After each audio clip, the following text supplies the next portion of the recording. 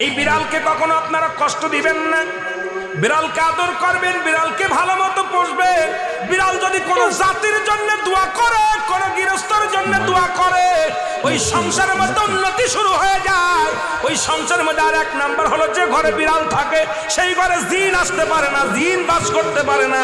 আর একটা ঘোষণা শুনেন, নবীজি বলে গেছেন, যে ঘরের মধ্যে বিড়াল ছানা বাস করে ওই ঘরের মধ্যে জিন জাতি প্রবেশ করতে পারে না। তাহলে ছোট ছোট মাসুম বাচ্চাগুলো যে ঘরের মধ্যে থাকে, মুসলমান অনেক সময় জিনের আশ্রয় পড়ে যায়, অনেক সময় জিনে আসর করে, ওই ঘরের মধ্যে জিনে আসর করে।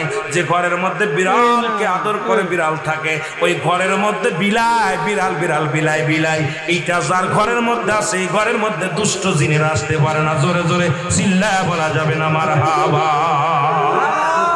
একবার নবী সুলাইমান আলাইহিস সালাম শুনতে পাইলেন, পাশের বাড়িতে একটা কুকুরকে কষ্ট দিয়ে বিষ